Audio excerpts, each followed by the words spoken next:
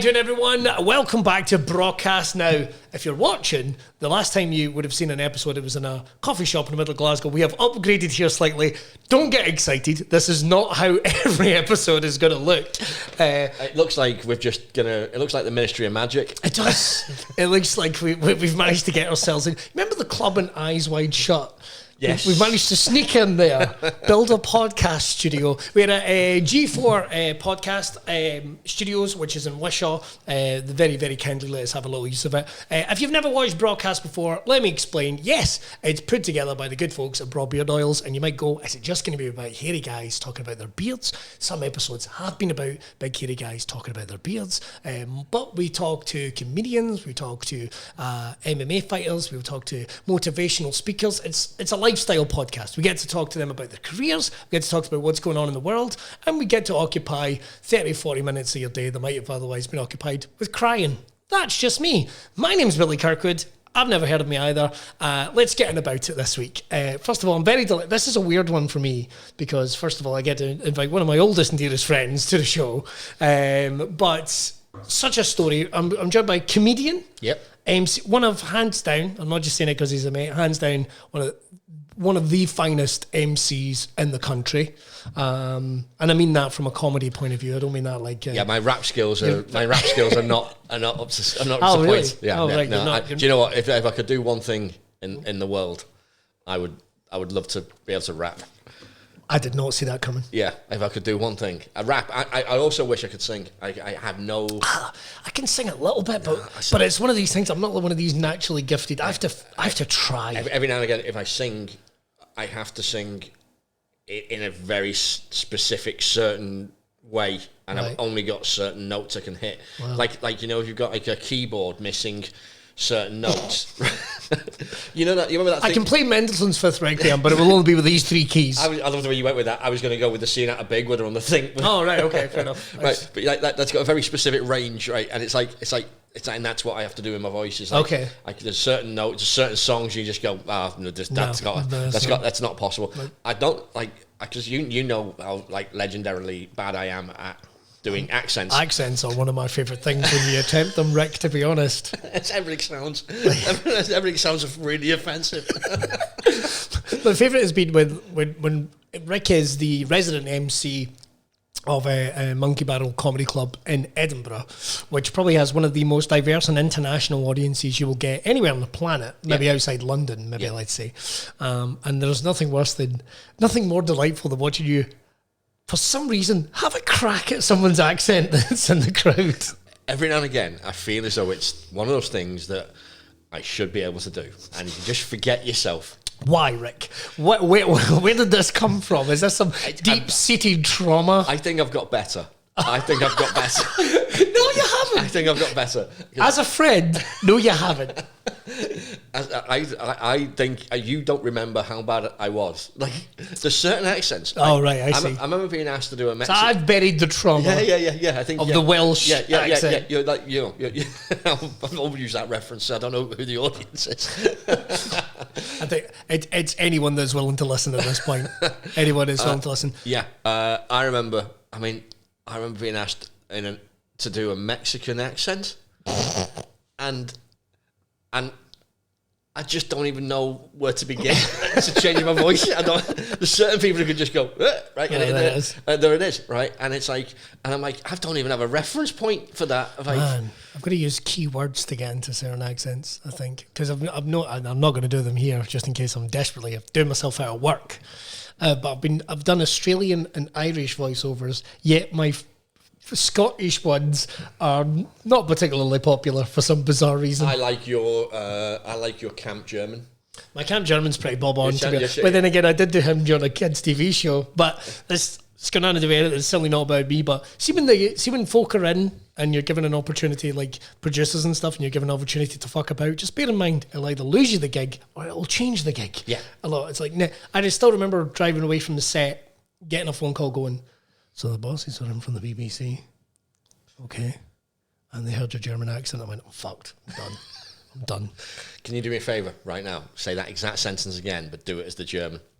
So is the bastards. I'm not going to do it. Right, let's get on to some talk, Rick. There's so much to cover, and one of the things is we sometimes get to do in Braw Cast, and there'll be a part 2, part 3, I'm sure, at some point. But before we start, yes, sir. Do you remember do you remember what gig we met at, and what was the very first gig? Wow. First gig we met at. Now, I'm willing to bet it would have been a Max Star gig. It was a Max Star gig. It would have been a Max Star gig because I don't know if we've ever really talked about Max Star on the show. God, what a guest.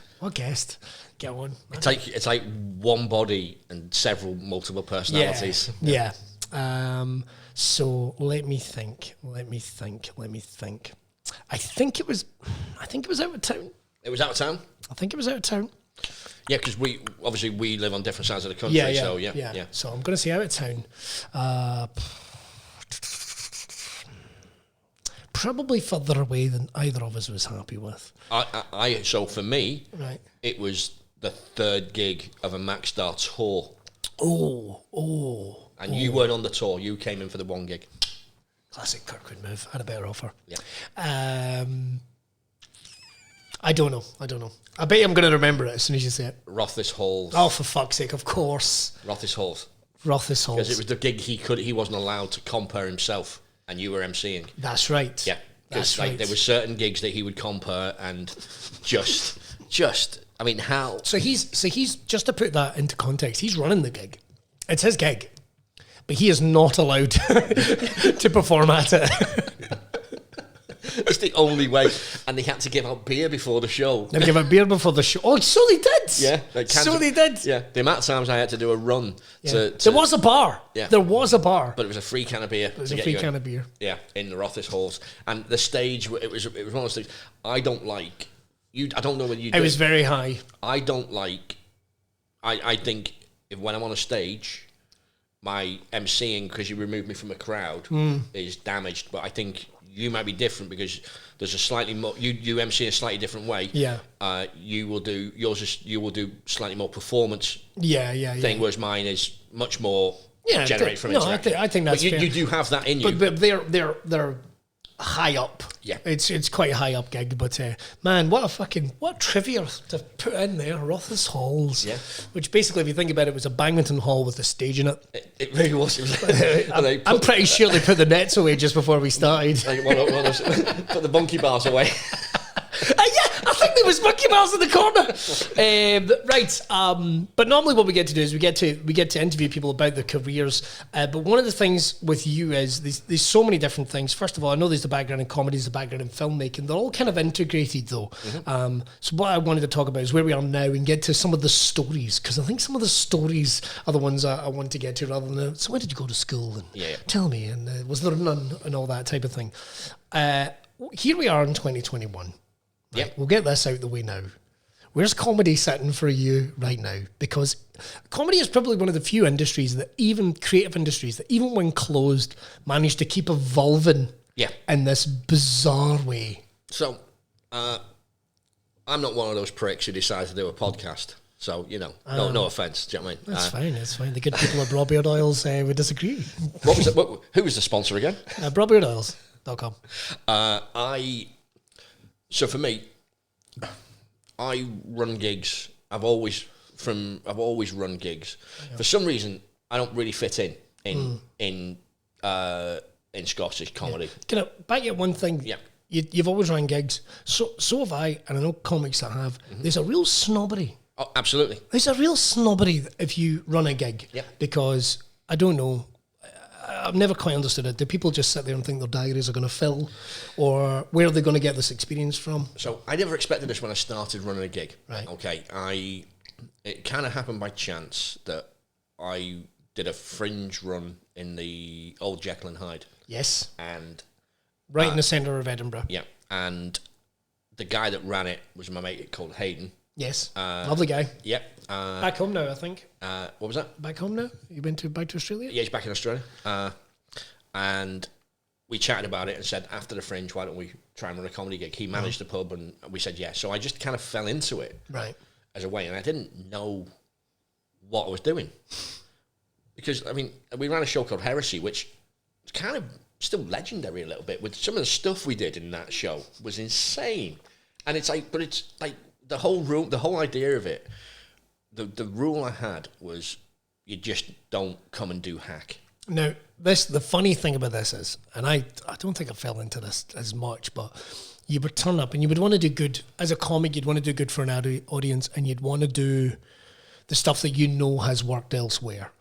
Now, I fell into the trap of trying to do this, but then I quickly learned how much more fun I could have with literally just letting rip and seeing where we went. Yep. And that is where the magic of heresy was. There was I never held anyone to account. Yeah. I never had any kind of control. I just went, I think when you're dealing with comedy, part of the deal is for that 20 minutes as a promoter, you're out of control of what is. You've got to choose that person and put them on stage, and they get to do what they're going to do. Then you make a decision afterwards whether or not you're going to use them again. Right? That's the whole. That's all you can do. That's all you can do. Yeah. But when you've got to accept that you don't have control over everything, and you see it at times when you see someone at the back of the room going, I've only yanked maybe 2 or 3 acts off stage. Can you name them? Come on. Matt Watson. Oh, Matt Watson from Canada? Matt Watson from Canada. Okay. Lovely boy. Lives in a van. Very talented lad. Lives in a van, right. Yeah. He's very good, very funny. He's very likeable. Now, here's why I yanked him off stage. It was at Monkey Barrell. Okay. And it was one of these ones where I think we were coming back after a fringe or something like that, and it was like there'd been something else on. So it wasn't one of the nice Monkey Barrell rooms where it's full and it's thing. It was kind of a little bit sparse, and in the front row, there was kind of the stag do was sitting round, and there's the guy on the stag. He was either the stag or probably the best man from memory, was being a bit of a dick, and he kind of was putting his feet onto the stage from the front row, and that's just it wasn't for just comfort. It was an alpha anthropological move kind of thing of statements of that kind of, when you see it at comedy. How many times you see it at comedy? All the time. Where you watch it and you go, we are just animals. Yeah. Like the human race is just animals. I can walk into a room now and watch the behaviour of a room and go, well, that guy's going to be the problem. I have long since stopped being surprised by the human race. Yeah. Like it's quite funny. Even when the pandemic happened and hit, everyone talked about X, Y, and Z, and I was always like, it's the humans that worry me a wee bit, to be honest. Yeah. It's us lot. So this guy put his feet on the stage, and I was like, look, mate, it's dangerous if nothing else. It's dangerous. They actually got to get to the stage and things like that, and I kind of just explained that. And I try not to use the hack line of what's the hack line is. You'll know it. You'll know the hack line. What's it? I'll fuck it up. Are you a comedian? Are you a comedian? Get your feet off the fucking stage. Oh, is that it? Right. I was going to completely different. Are you a comedian? I'll cut your fucking legs off. Get backstage. Yeah. And so I moved him off the stage. If only I could be proper hack, then I would be fucking better. I would do better. And then Matt. So I left the stage, brought Matt on, and in that period of time, that guy had put his feet back onto the stage. Okay. So Matt hits the stage. And it was weird. It's like Matt, the one thing, the thing that Matt Watson has most going for him is his likability. 100%. Right? He's charming. And that's strong. His likability factor is almost stronger than a lot of his material in a way. And he, as he hits the stage, the first thing he said was, Rick's already fucking told you to get your feet off the fucking stage before it even said hello. Right? And honestly, you felt the entire room in that one moment go, nah. Oh, shit. Right? In that one moment. And there was nothing he could do. And it's odd. And it's one of those things you just go, it's that odd thing. The psychology of a room really interests me. Yeah, like psychology of laughter, the psychology of crowds. That's something that we know about. I've considered doing a psychology degree in order to try and study it. There's a little thing a little thing can happen that stops an audience going from a 4 to a 5. It is, and there's those 4 to 5s. There's also yourself that audiences don't understand that. No. So when you explain this, there'll be people out there who go, but that one thing, talking about? Yeah. That one thing made him not able to get them back in 10 minutes. Yeah, it did. And like you know yourself. You ever get interrupted in a joke halfway through, and then you just go, "You'll never get it back," and you just go, "I can't start that," and the audience is going, "Just carry on with the joke," and you go, you know from experience that there's a rhythm. It's not the same as music. It's not the same as things. There's a whole thing to it, and you just know in that moment, and then the audience convinces you to start again, and you just go okay, and then it just dies. And everyone goes, "Yeah, we should have listened to you," and you're just like, there's no way. You've got to start from a certain point. Like imagine Bruce Willis stopping in the middle of a Die Hard movie, going, "Oh Jesus, no, stop, no, keep the camera rolling. It's fine." Jesus, I'll be back into it. Fuck, that was close. Yippee-ki-yay. Oh, hang on. Yeah. Everyone remember Moonlighting? That was good. Right, here we go. Ready? Right, I'll start again. Don't worry. Right, Al, give me the line. It's just no one would be into it. Yeah. And the reason I can do another comparative one to that. There's an amazing comedian called Gary Little, and he's coming to Monkey Barrell very soon. He's fantastic. Make sure to check him out. I've got nothing but good things to say about Gary on stage. But we're doing a charity gig, and Gary does historically, charity gigs, they always ask you to do a raffle or something along those lines. He's headlining after the raffle. Little pointer, do the raffle after the headliner. Just my opinion. Yeah. Do your raffle after the headliner. It's because the raffle is never 3 prizes. Oh, it's never 3 prizes. The raffle is a 25-minute section on its own. Yep. Oh yeah. And if you're a comedian or an MC or also like me, you'll just make a gag about every single one. But anyway, I was not the MC that night. Okay. So I was sitting watching this, and Gary comes on, and there's a lot of prizes. Mm-hmm. And he comes on and goes... He probably had a lot of Harry Potter books he was trying to get rid of. Probably.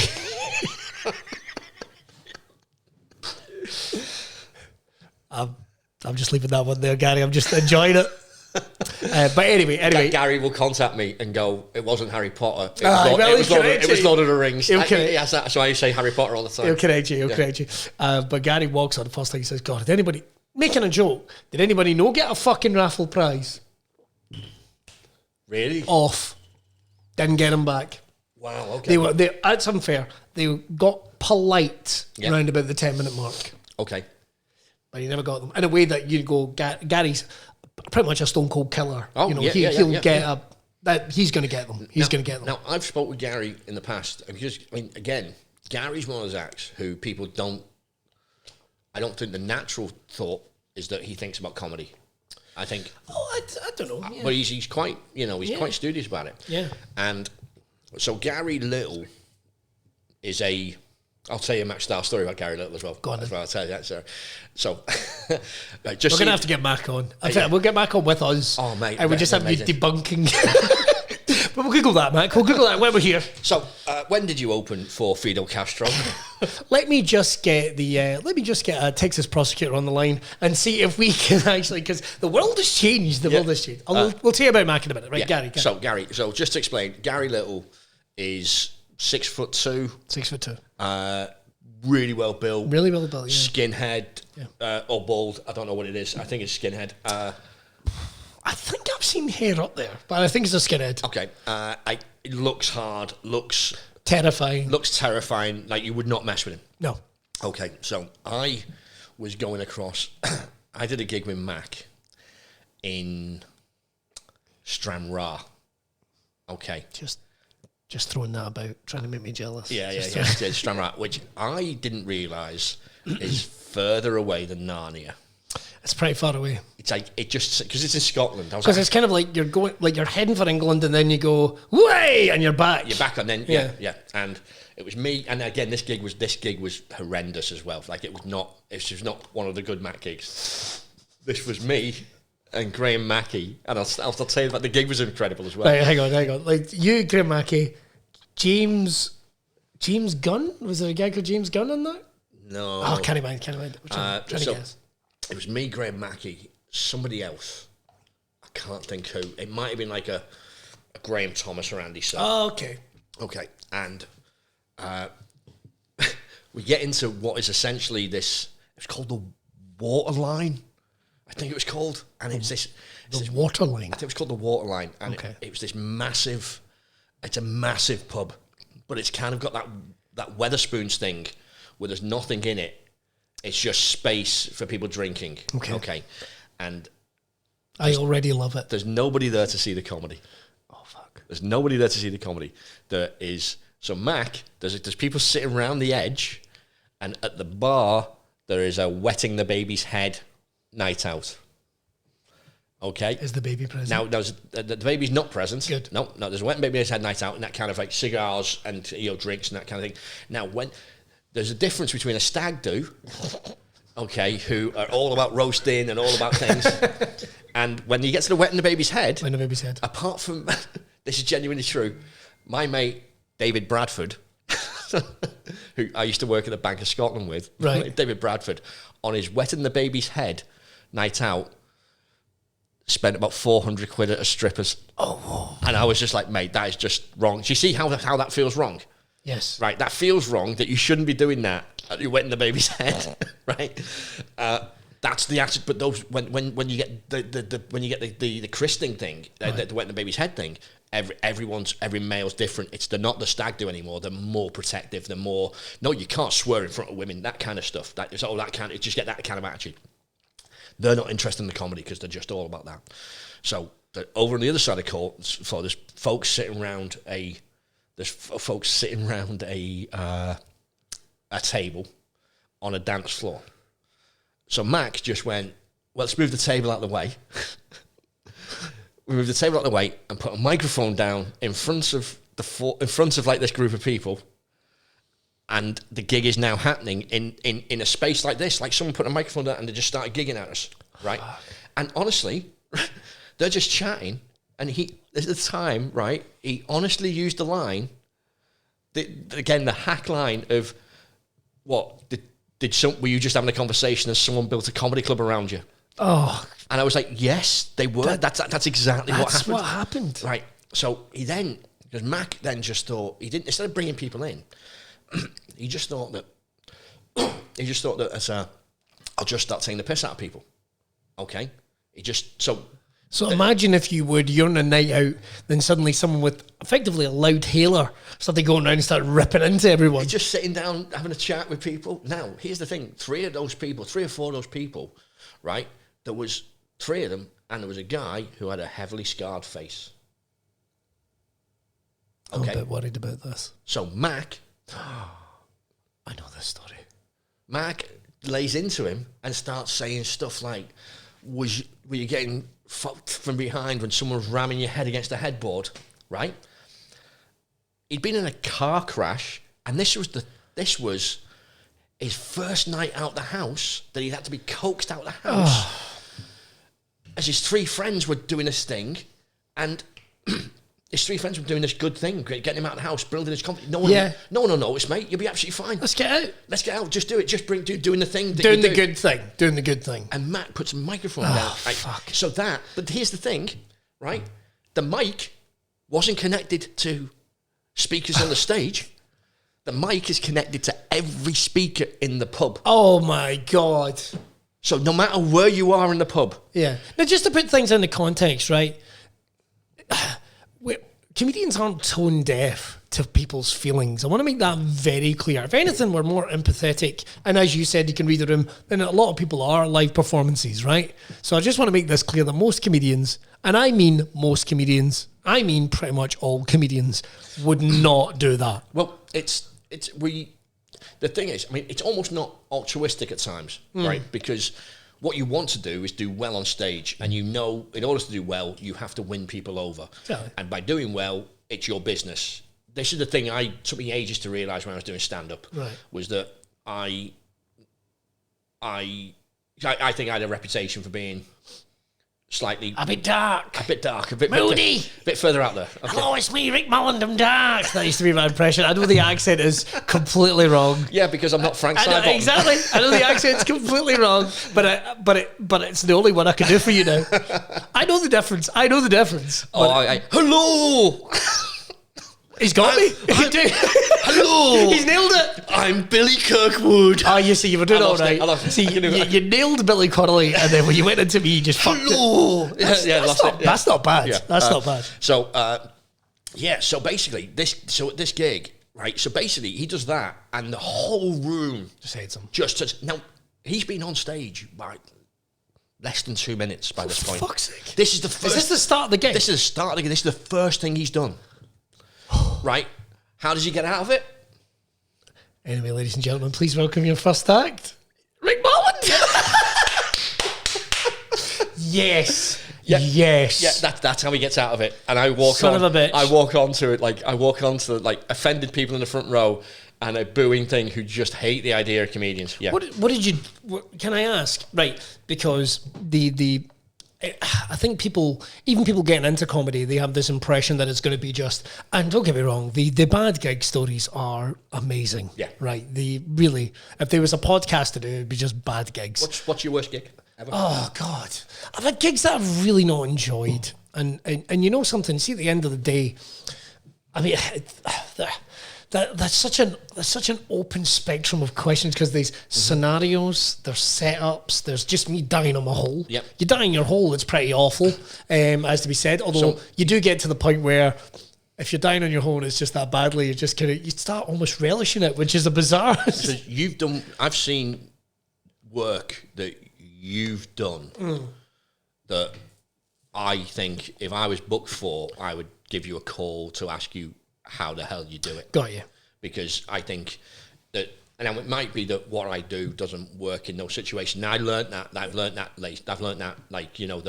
there's no point. Do you think that's something? Do you think that's something comedians miss? Like, because I think you get a lot of comedians. I hate you talking about me in this, but just very quickly, I've built up a diverse range of skills, which is to my benefit and my detriment at the same time. There's some comedians that go, this is what I do, and this is the course I go on. But me, I like having the diary busy. I like doing other things. I like experience. That's what I got into this for. I didn't get into it to be famous. Yeah. If I had done, I've done really badly.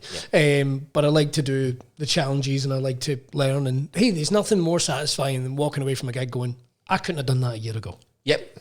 I couldn't have done that a year ago. I couldn't have done that 5 years ago. But I did it tonight. But I think there's some comedians that will. Do you know what it is? It's like a striker suddenly turning around and going, I can have a go and goal. I know somebody that can. He's your defender who goes up. Yeah. I can do that. I can do that. You can't. Well, have you gone and goal? Have you tried to learn? Have you? No, but I can do that. Yeah, because I remember. I mean, I remember filming something with you at the Scottish Comedy Awards years ago, and I always thought that was you almost doing practice show reel stuff because you knew you had a direction that you wanted to go into. Oh, the presenting thing. Yeah. Yeah, well, I'd never really done it. Yeah. Although people had always said, "Did you want to have a go at it?" Yeah. Ironically, here I am, 4 years on radio now, which is again, it's completely different. Again, you just keep learning skills. But again, it's like it's from comparing different gigs and that's what we want to come to in terms of like for Monkey Barrell, for example, you had learnt these skills from the bad gigs with Max Starr and Heresy, and obviously you're involved with the origins of Monkey Barrell, which was I'm not like now the longest surviving member of the team now. Oh God, so you are? I never really thought that. Yeah. But itself was a room above a bar. So yeah, I mean, I know we haven't got Mac. I always thought that I think with comedy, okay, here's one thing that you've got to work out what you're good at. Okay, right. You've got to appreciate how you're funny. Okay, some people do voices, some people do bits, some people do that, and that's how they're funny. I knew I could take the piss quite well. Yeah. Right. And you go, but I'm not the best at, say, joke writing. However, I am normally the quickest person in the room. Yeah. Which is a real skill. Yeah. And that's even with, I always worried about that when I kind of got into a car and went, like, am I going to meet, am I going to be, is everyone else going to be really funny and this is where I'm going to feel out of my depth. Yeah. But even amongst comedians, I'm like half a second ahead. It's just that the speed of getting there first might not be the best, but you when you compare and you get credit for that of being like that. And people are like, how the hell are you? I always use it as the equivalent of a ball pass. It's like you got to be the ball comes to your feet. You don't want to go right, that's definitely the best thing. You want to be, boom, boom, move it on. It's the one touch. It's the one touch. It's the one touch. And it's why, the one touch. One touch football's better than anything else. Yeah. One touch football. Yeah. And it's kind of the same with that. You're like, because you've got to keep a night going. You've got to keep things. And half the time it can be. It's like just genial. Where you're like, trying too hard to be funny can kill any comedian straight out the gate. It's done it to me. It should have done it to you.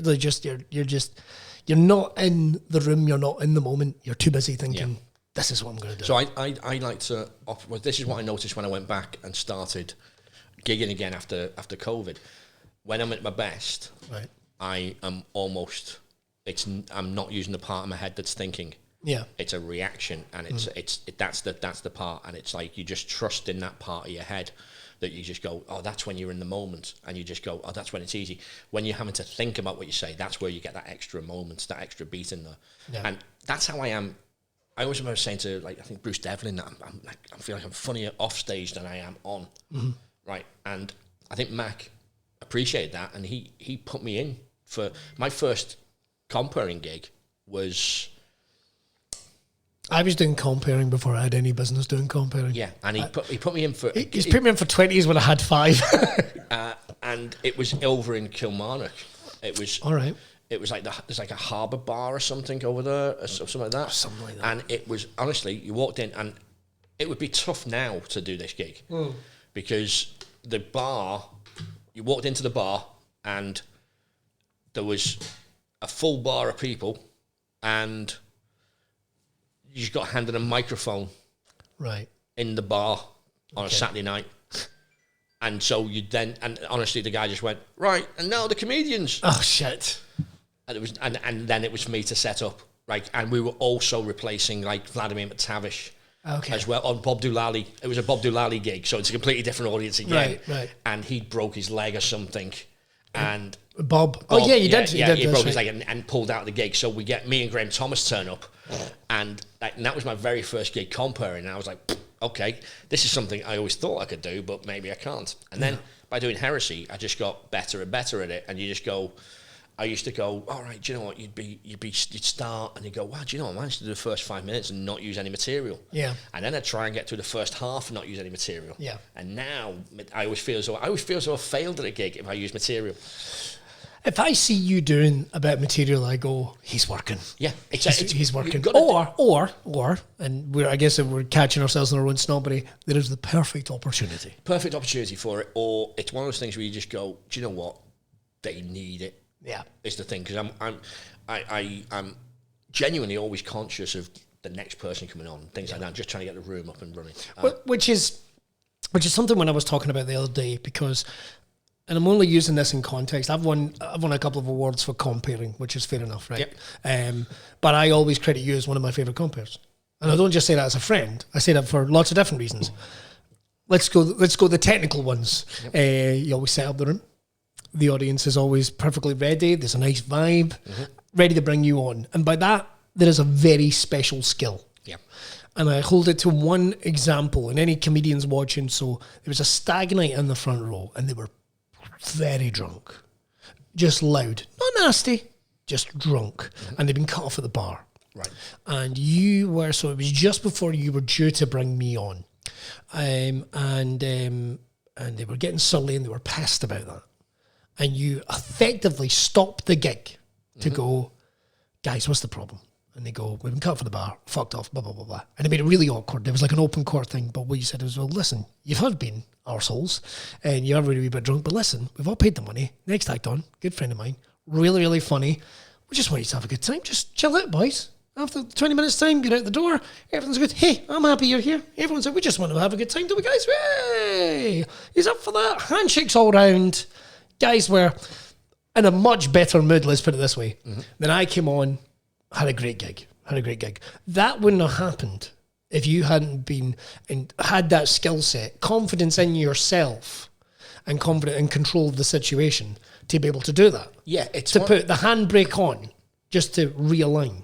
It's one of those things that you go, and it's dangerous. It's dangerous what you did. It's dangerous, but you've got to go right. How do I get this room ready for? Yeah, ready for the act. My theory on MCing is that when I walk out, the audience are not an audience yet. No. They're a collection of individuals. They're a group. Okay. And my role is to turn them into an audience. And when you turn them into an audience, you're then turning them into one entity. Yeah. That they will laugh together and cry together and do all that kind of thing. The same reason you go to movies and watch it as an audience. Yeah. Right? When you're a collection of individuals, then you lose that group thing. And with this kind of night, you end up with an audience and you end up with outliers of these guys who, and the audience dislike them, so you then end up with a split in the audience. That's it. Now, you can use that, to get them back in line. Yeah. But yeah, I mean, at the end of the day, with the advent of, it's changed since I started. I'm genuinely always conscious about the amount of time. I remember kicking. So I hate compares that bring on an act and they're just not ready. The Max Star thing, yeah, the dying their ass. I mean, hey, listen, if it's not going your way, there's nothing much more. There's also what else can you do in that situation? You get them looking, listening, clapping. Mm-hmm. Hey, you're gonna love the next guy. I don't mind even if someone goes a little bit hack and starts going, just give me some clapping, put your hands up. All good, all good, all good. I won't judge anybody for doing that because I know how hard the job is. Mm-hmm. I'm always conscious because the thing in this day and age, if you're kicking someone out, if you're kicking a group out, you're asking for. They just go online and you get bad reviews. You've now got one hand tied behind your back almost. I remember that gig because I remember going, "This is his final warning shot." Yeah. They don't even know, but this is their final. He's effectively handed them the gun and went, "It's up to you, boys." It's one of those things with it that I go out pretty hard at people, right? I go out pretty hard, and it's almost people don't. I don't get heckled that much because you go, "Why would you heckle me when I'm like I'm going through people?" Yeah, but none of it's real. No, it's all lies. None of it's real. It's all lies. If you're having a go at the lawyer in the front row, and say stuff, none of it's real. None of it's a thing. He's a corporate lawyer. He's not an ambulance chaser. You're kind of making up little fictions about it, but based on group archetypes and stuff like that. And you're poking fun and you're laughing and people feel good. I had emails today for people booking in for the Attic, and they were from Liverpool and they were like, "We just want to come and get roasted." That's fine. And you just go, okay, that's fine. But they don't as well. Yeah. They do and they don't. They want to have a good laugh. One of my most memorable. So back in the day when Monkey Barrell was in the old venue. Yes. So we could get 70 people in that venue. Holy crap! Right, that's it. And you get 70 people in, and just about 70 people. There's people sitting on the floor and everything. Okay, and this is genuinely. The makeup of the room, right, was different groups of stags, right, and it was 68 stags and a couple. So there's one girl in the room, along with 68 stags of different things. So I just go, right, I'm just going to tear into this lot. And I just go after all the stags in the first section just to get them under control. And if you get them under control, it's kind of like that kind of, you're giving them a slap, and they're getting what they want. The guy's been roasted, and you're just trying to go, we're just going to get through this gig. Yeah. And I go through all the stags, and I go, right, okay, here is your first act. At which point, the woman of the couple puts her hand up and says, "Excuse me, you've not taken the piss out of us yet." Hey! That's brilliant. And you just go, well, in that case, you're hitting the right note. Good for her. And you just go, yeah, that's good for her. Yeah, and you just, and it's that equivalent. Do me. That just brought the whole room together. That's cool. Yeah, I love hearing stories like that. And you just go, yeah, it's one of those things. You just go, it's it. It was insane. We have to talk about Monkey Barrell a little bit because it's probably one of the dying breed because it's. Well, we don't have many. Maybe Hot Water would be the only other equivalent in the modern era. Obviously, it was a stand, but the genesis was a collection of people working together and it building into something big. Now, a full-blown, fully fledged, world-recognised club. I've got to add that in there. And you've been installed as the resident MC. Mm-hmm. I know you're involved with the booking side of it. Yep. Just to touch on this very quickly, I mean, what I like about Monkey Barrel, and this isn't me kissing up or anything I'd have no business to, is we do get an eclectic, but very much everybody's locked in. Everyone's got a jigsaw and a lineup at Monkey Barrel. No one's just there because an agent's phoned and, can I get these weekends for my guy? Everything is always locked, and it feels like you as a booker always put together the lineups. So I do probably. Pardon me, that's much my vibrator. What I loved is, I will say this again, we are in this studio, the good guys at G4, but there is a coffee machine that is fuck-ass loud.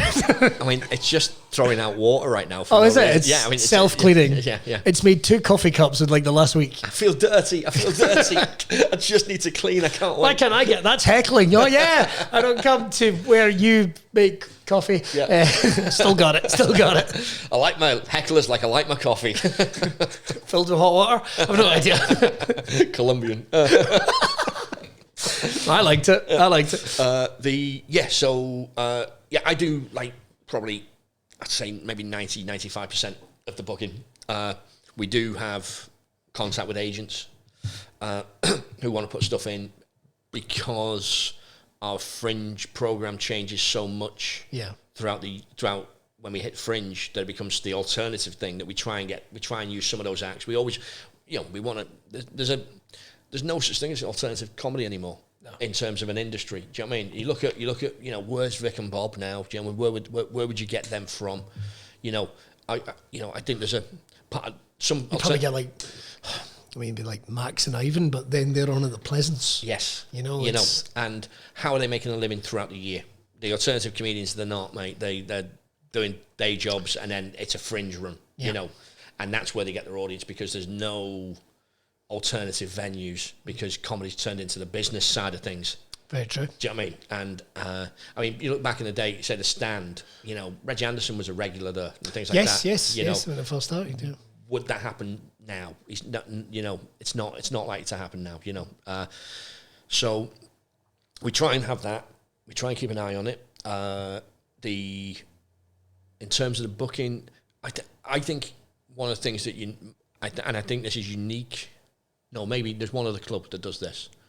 So there's us, and I'd say Comedia in Brighton. And the similarity between those two is the booker is on stage with the acts. Yep.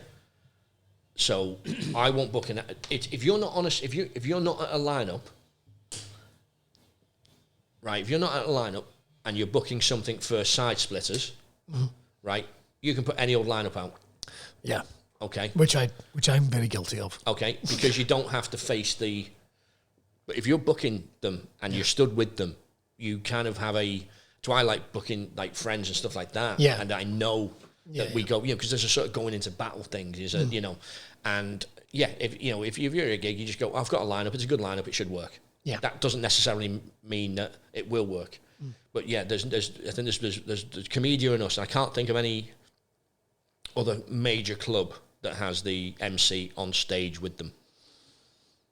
Do you know what I mean? Be like Paul, no, like even Hot Water. It's not Paul Smith. I know he's involved. They're in the room and he's involved, but it's not. He's not.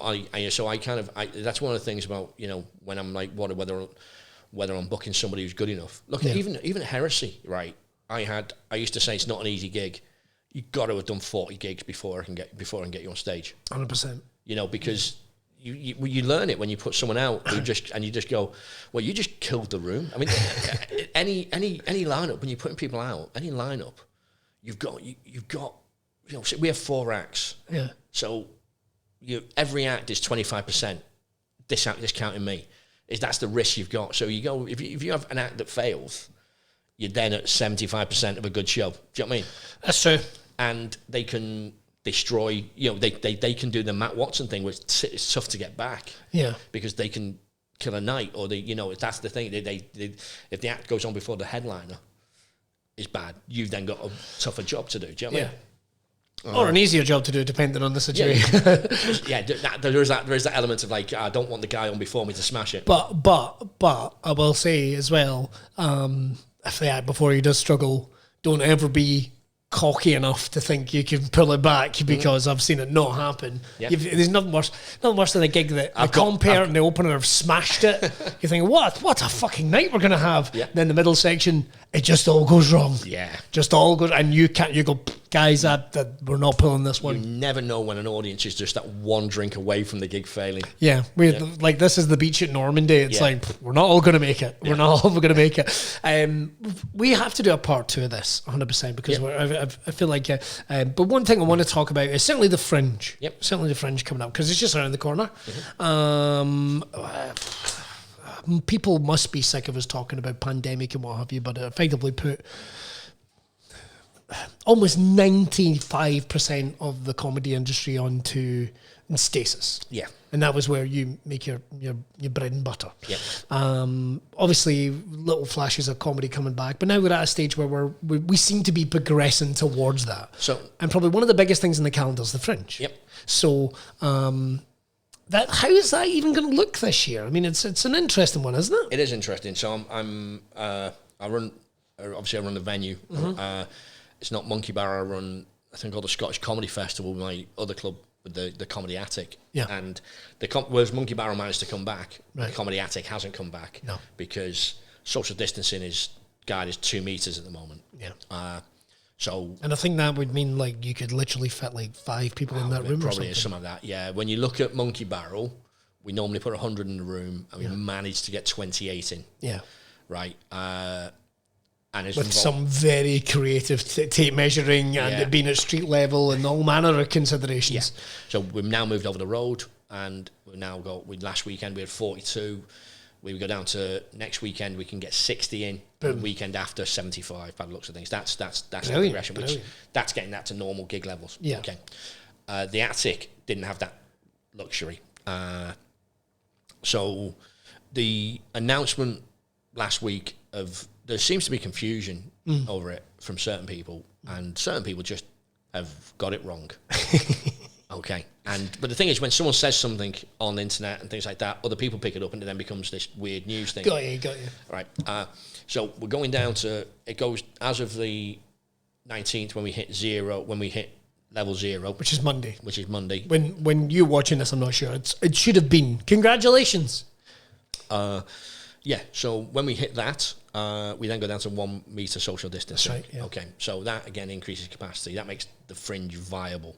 Because, I was on a meeting yesterday with, I was in a venue managers meeting yesterday, and the woman who runs, it was great. What was really heartwarming was that I'm a tiny little promoter in the fringe. Yeah. I was on the call with the woman that runs the Lady Boys. Nice. At least I assume she was a woman. I was literally about to make that joke, but can't be heck all the time. You know.